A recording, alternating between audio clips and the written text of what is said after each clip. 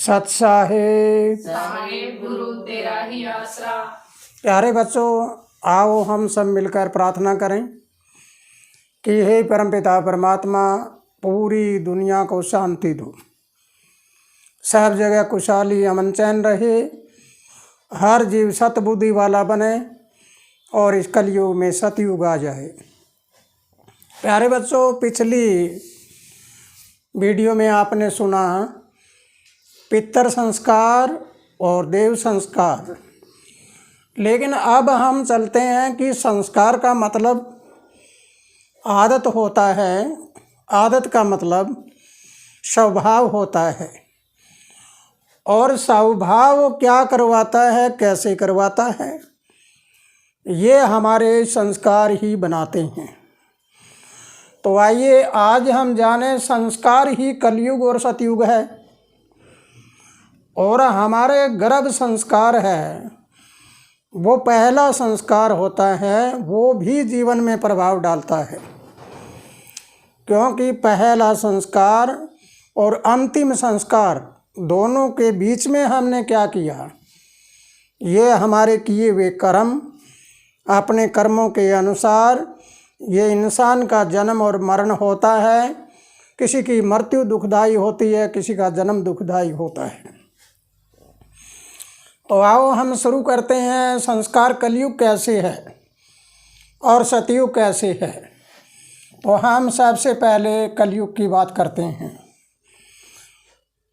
आपने देखा होगा, आप अनुभव करके देखना, ना देखा है तो किसी के घर में सारा दिन लड़ाई झगड़ा तनाव रहता हो, एक दूसरे को कोसते हो, मर्यादा भंग करती हो, पूजा पाठ ना हो, सब जगह कलहबाजी हो, शाम को सोते वक्त झगड़ा करके सोना और उठते वक्त झगड़े से ही दिन की शुरुआत होना, और फिर सारा दिन इसी तरह तनाव में रहना।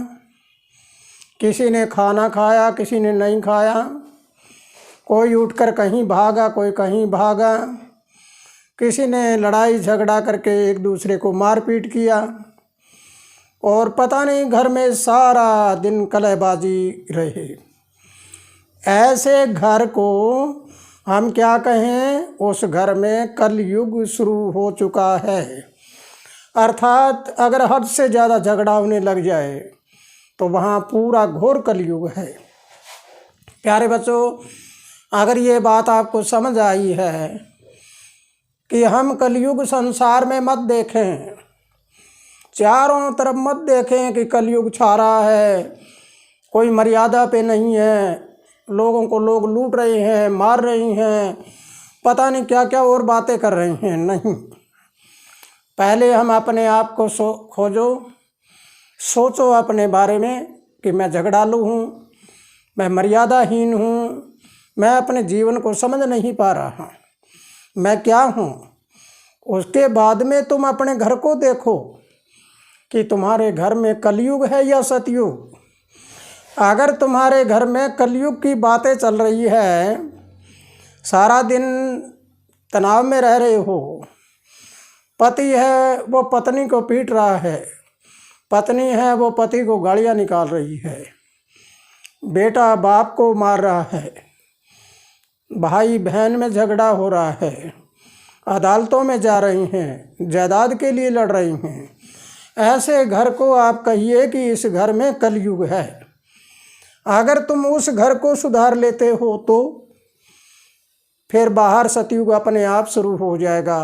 कहने का भावार्थ, सबसे पहले तुम अपने आप को सुधारो, फिर अपने घर को सुधारो, फिर मर्यादा की नियमावली है वो देखो, मर्यादा क्या होती है, हर जगह बोलना कैसे होता है, चलना कैसे होता है, रहना कैसे होता है। अगर ये समझ आ गई है तो ये कलयुग है, ये चला जाएगा और घर में सतयुग आ जाएगा। सतयुग की घर में क्या निशानी है, घर में 2 4 5 10 कितने आदमी हों, कितने घर के सदस्य हों, एक प्रमुख सदस्य है, उसका कहा मानते हैं। और प्रमुख सदस्य है वो भी ऐसा हो कि वो मर्यादा को जानता है। अगर बेटा बराबर का हो गया तो उसको एक मित्र की तरह समझे। अगर पोता भी बड़ा हो गया है, अपने बराबर का लगता है, तो उसको भी अपने मित्रता जैसी ही व्यवहार करो। और फिर जैसी अवस्था हो उसी अवस्था के अनुसार पति पत्नी है एक दूसरे को ये समझें कि पति है वो एक परमेश्वर का रूप है और पत्नी है वो लक्ष्मी का रूप है। घर में लक्ष्मी का आदर सत्कार करो और लक्ष्मी है वो अपने परमेश्वर का आदर सत्कार करे। दोनों में एक ऐसा योग मिल जाए जिस योग के कारण घर में सतयुग शुरू हो जाएगा। वो घर सतयुग के समान है जिस घर में हम अंदर जाते ही एकदम से देखेंगे तो हमें शांति मिलेगी। सब जगह देखते हैं सब लोग हंसते हुए मिलेंगे, खुशी अमन चैन से मिलेंगे। अगर उनके घर में कुछ भी ना हो तो भी आपको शांत मिलेंगे, झगड़ा नहीं होता। ऐसा घर सतयुग का होता है। अब चलेंगे हम संस्कारों पे, गर्भ संस्कार पे। तो प्यारे बच्चों, एक बहुत गहराई से समझने की ज़रूरत है।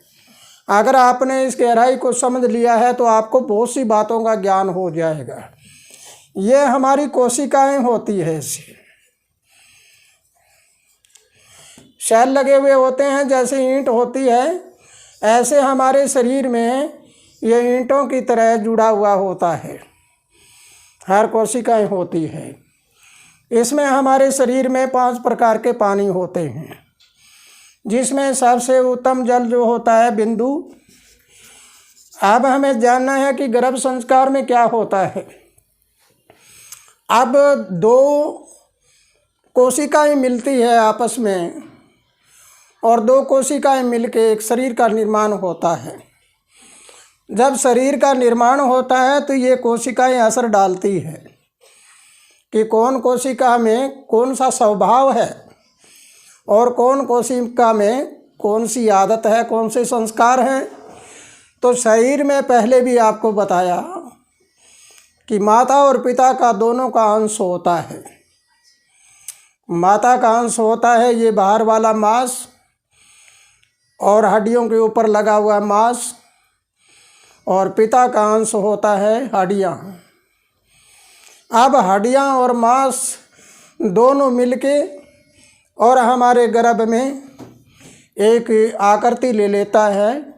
उसी आकृति को फिर हम एक इंसान की शक्ल के में देखते हैं आगे चलकर। तो प्यारे बच्चों, गर्भ संस्कार अगर अच्छे तरीके का हो, कहने का भावार्थ ये घर जो कलयुगी है, इस कलयुगी में जो संतान उत्पन्न होती है वो कैसी होती है, उनके संस्कार क्या होगा। माता भी लड़ाकू, पिता भी लड़ाकू, झगड़ालू, और घर में जहाँ देखते हैं तनाव ही तनाव, नशा विषय करना।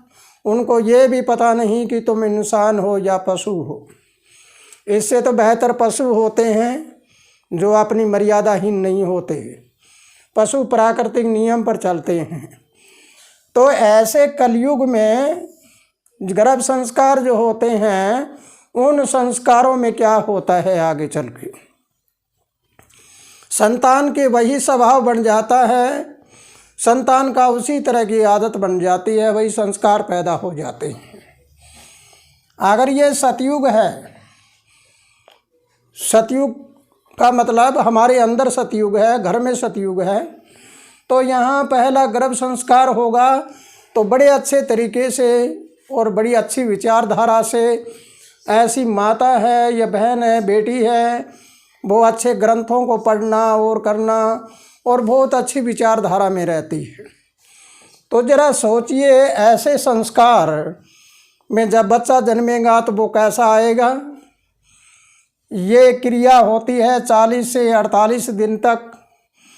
इस 40 से 48 दिन तक गर्भवास में जब बच्चा होता है तो वो एक जीवन का रूप लेता है। हमारी नीता ग्रंथ में लिखा हुआ है कि जीव किसे कहते हैं, जिसका जीवन हो यानी लिमिटेड हो, उसको हम जीव कहते हैं। वो जीव 40 से 48 दिन तक उसमें प्रवेश होता है। लेकिन अगर कोई महापुरुष हो तो वो बड़ा सोच समझ के आगे चलता है, इससे ज़्यादा दिन भी कर देता है। और ज़्यादा दिन का कारण वो होता है, वो सोचता है कि अगर तेरा जन्म यहाँ हो गया तो कैसा रहेगा, और अगर उसके नियम के लायक ना हो तो अपने शरीर को वो नष्ट कर लेता है। तो प्यारे बच्चों, इसका अगला चरण आपको अगली क्लास में बताया जाएगा। तब तक के लिए आपको इसको याद करके रखना है कि हकीकत में क्या बताया गया है आपको। तुम अपने घर में सतयुग पैदा करोगे या कलयुग पैदा करोगे, तुम्हारी आने वाली पीढ़ियाँ कैसी होगी। इसी के साथ खुशहाल रहो, आनंद करते रहो, प्रभु तुम्हें लंबी उम्र दे और घर घर में सतयुग आ जाए। सत साहेब साहेब गुरु तेरा ही आसरा।